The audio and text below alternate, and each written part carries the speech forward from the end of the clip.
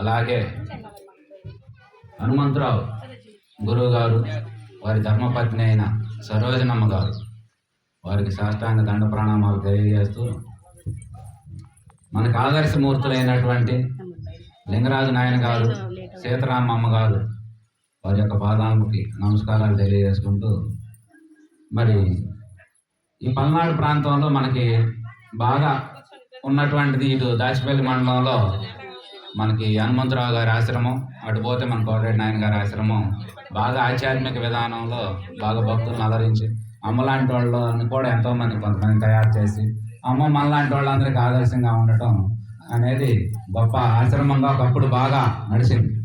ఆ తర్వాత కాలక్రమంలో దాని ఆదరణను కోల్పోయి మరి శిథిలావస్థకు చేరటం, ఈ మధ్య ఏదో మళ్ళీ కాస్త పునర్నిర్మాణం జరుగుతుందని అనుకున్నాం, కానీ మరి అది ఎంతవరకు సఫలీకృతం అయిందో తెలియదు.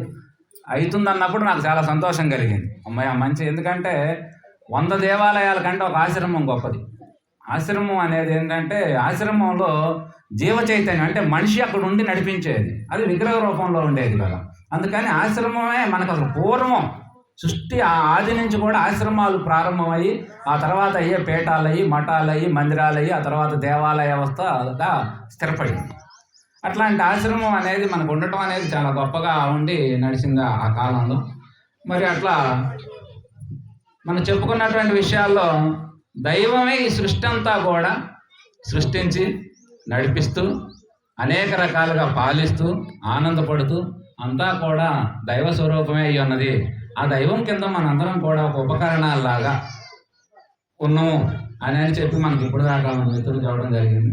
అట్లా తీసుకుంటే మనం ఆ దైవం అందరికీ తెలుసు, అందరం అంటాం దైవం దైవం అంటూ ఉంటాం, కానీ ఆ దైవం అనేది అంత తేలిక అర్థం కాదు. కాబట్టి దాన్ని ఎట్లా దర్శించాలి ఏందనే దానికి మనకి కొంతమంది గురువులు, అంటే సత్య జిజ్ఞాస కలిగినటువంటి వాళ్ళ అన్వేషణ ద్వారా హృదయాన్వేషణ చేసి సత్యాన్వేషణ దైవాన్వేషణగా మారి ఆ విధంగా మనకి మళ్ళీ తిరిగి బోధించే స్థానాన్ని అలంకరించినప్పుడు వాళ్ళని గురువుగా భావించి ఆ తర్వాత కొన్ని గ్రంథాల రూపంలో కూడా, ఎందుకంటే ఎక్కడ మాట శిథిలం అయిపోతుందో, మన పూర్వకాలం అంతా కూడా ఒక రకంగా 5000 సంవత్సరాల నుంచి మనకు వేదవ్యాస మహర్షి వచ్చిన తర్వాతే మనకి ఇవన్నీ గ్రంథస్థంగా మారినాయి.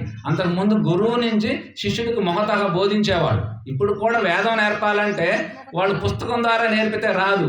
ఒక్కొక్క వచనాన్ని ఎట్లా పలకాలి, ఎంతలో పలకాలి, మన పాటలు కనుక దానికి ఆరోహణలు అవరోహణలు రకరకాలుగా ఉన్నట్లుగా ఆ శబ్ద అలంకారాలు ఆ విధంగా నేర్పితేనే వాటి ఫలితాలు అలా ఉంటాయని చెప్పి మనకి అట్లా పూర్వకాలం నుంచి మనకు ఆ విధంగా మరి రావడం జరిగింది.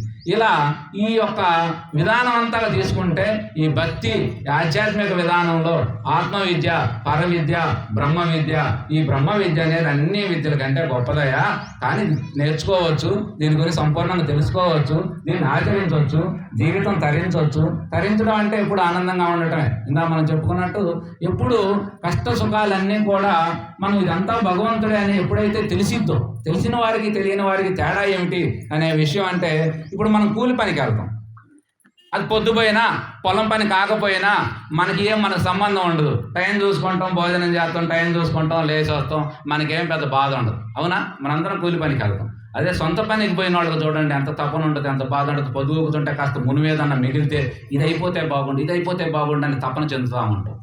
కానీ ఆ తపన చెందేవాడు భగవంతుడు, మనందరం కూలివాళ్ళం. కానీ మనం ఏమనుకుంటామంటే భగవంతుడి పాత్రలోకి ప్రవేశించి ఇదంతా మనమే తయారు చేసుకున్నట్టుగా ఫీల్ అవుతూ ఉంటాం. అందుకనే మనకు బడ్డను ఎక్కువై భారం ఎక్కువ అవుతా ఉన్నది. కాదయ్యా, మేము మీ కింద కూలి వాళ్ళం, మీ పని కోసం వచ్చినాం, ఏదో ఇదంతా ఒక యాత్రలాగా ఉంది, ఏదో ఇప్పుడు తుమ్మలచేరు అమ్మవారి కార్యక్రమానికి పిలిచింది, మేమేదో చూద్దామని వచ్చినాం, కాస్త తిన్నాం, కాస్త పెడితే తిన్నాం, మాకేం సంబంధం లేదు అనుకున్నప్పుడు మనకు భారం లేదు. కానీ ఈ కార్యక్రమం చేసి అమ్మకి 4 రోజుల మించో 10 రోజుల మించో ఆలోచిస్తుంటుంది. ముఖ్యులందరితో ఈ కార్యక్రమం ఎట్లా చేస్తే బాగుంటుంది, ఎలా చేయాలి, దీని ఆర్థిక వనరులు ఏమిటి, సరే నేను సమకూర్చగలుగుతా, కానీ దీన్ని సేవ చేసేవాడేవాడు, మరి కార్యక్రమాలు నడవకపోతే బాగోదు. ఎందుకంటే చేసి ఉన్న ప్రాణం ఎన్నో కార్యక్రమాలు చాతుర్మాస దీక్షలు పెట్టి ఎన్నో రకాలుగా ఎంతోమందికి మాలాంటి చిన్న చిన్న వాళ్ళందరికీ మైకులు ఇచ్చి మాట్లాడించి చక్కగా ఎంతోమందికి మరి భగవంతు యొక్క దర్శనాన్ని దర్శింపజేసి భక్తి భావాలను మెండుగా నింపి ఇవన్నీ చేసినటువంటి ప్రాణాలు ఇవాళ పెద్ద వయసు వచ్చినప్పటికి కూడా వాళ్ళల్లో ఉన్నటువంటి ఆ పొరలు అవి పట్టుకుంటా ఉంటాయి. అందుకని దానికోసం మరి నాకు చూడగానే అయ్యో ఇంత పెద్ద వయసులో ఇంత కార్యక్రమం, ఎందుకంటే ఒక కార్యక్రమం అంటే ఏమిటో మాకు తెలుసు. మేము ఎన్నో కార్యక్రమాలు స్వతహాగా చేస్తా, వాటిలో ఉన్నటువంటి ఒడిదుడుకులు, కష్ట నష్టాలు, బాధలు, అనేక రకమైన ఒక సందర్భంలో అపకీర్తులు కూడా వచ్చి పడతా ఉండి అయినా మనం చేయగలుగుతాం. కానీ వయసు పెద్దదయ్యే కొంది ఇబ్బంది కదా అని అయినా కూడా అంత సంకల్పం చేసింది అని చెప్పి అనిపించింది. అట్లాగే ఇవన్నీ ఆవుకుంటాయి. ఎందుకు? ఈ కార్యక్రమానికి నిర్మాత కాబట్టి.